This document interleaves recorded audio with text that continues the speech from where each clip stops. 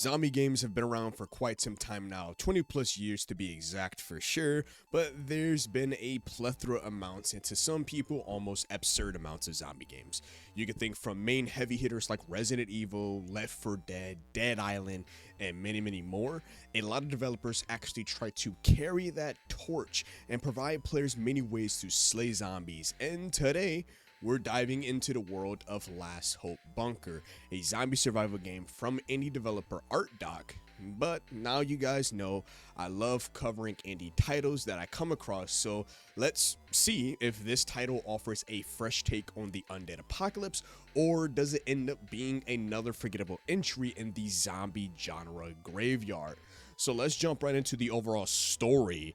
It pretty much plays out like the classic zombie scenario, zombie apocalypse. A deadly virus ravaged the world, turning everyone into zombies. You do awaken inside a bunker with other survivors, or as the pun of the game, as we can call it, is the last hope.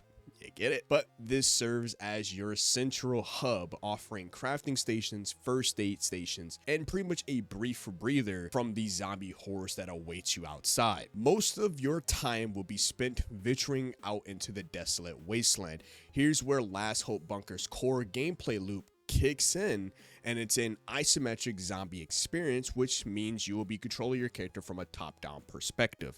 Your primary goals are scavenging for supplies, taking on missions, and of course battling or avoiding zombies. And after playing this for some hours, now that avoiding zombies become crucial. This is where things do get quite interesting, as ammo is pretty scarce in the Last Hope Bunker. Trying to run around full-on Rambo kind of runs you a very risky proposition for a lot of people.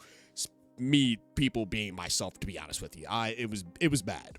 I would explain that later though. The developers seem to be pushing a more stealthier approach, with some of the enemies being more aggressive when they hear any sound. Some enemies who chill in these cocoon-like eggs, but they must be sneaked past if you want to avoid trying to deal with the stronger enemies on top of the regular horde, like the mob of zombies you got to deal with. You can pretty much sneak around environments, sneak behind enemies to prevent their little eye level, because they do have an alert level.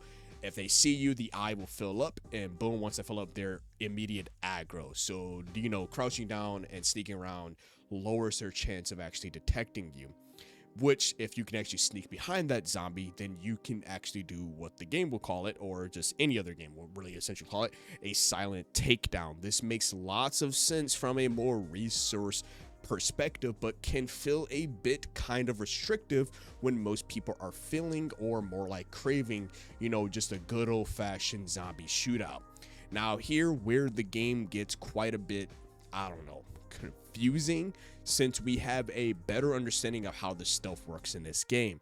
Now, the idea of relying on stealth is quite intriguing, but my personal playthrough, I feel like the execution just isn't quite all the way there yet. The number of zombies you encounter often clashes with the limited ammo that you will find.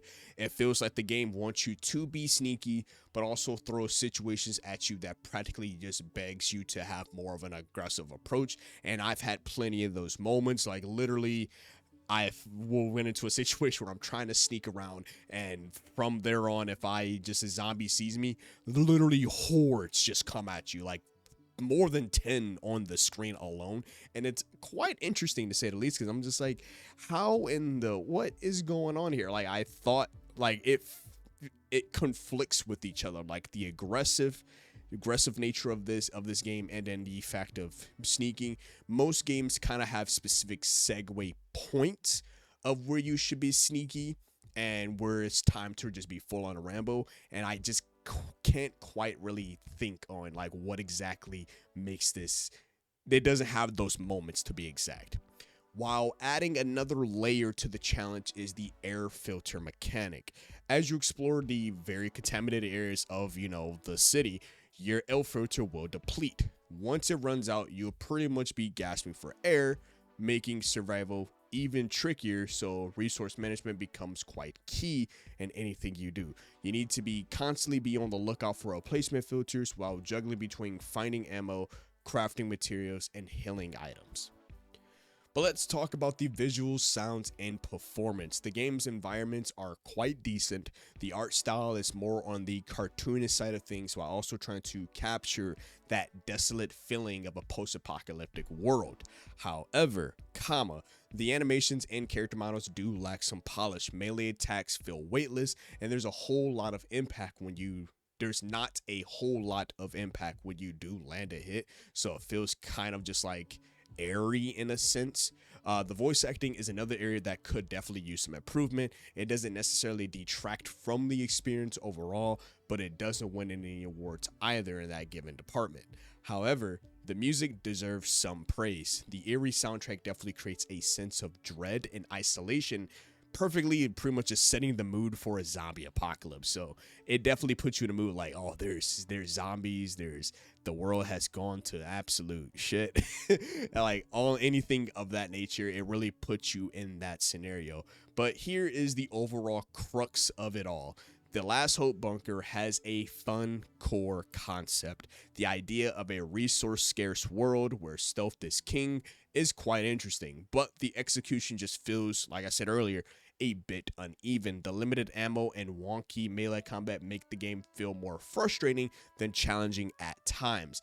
But that being said, if you are a die-hard zombie fan and is looking for a new isometric adventure, Last Hope Bunker might still be worth checking out. Granted, this game is $7.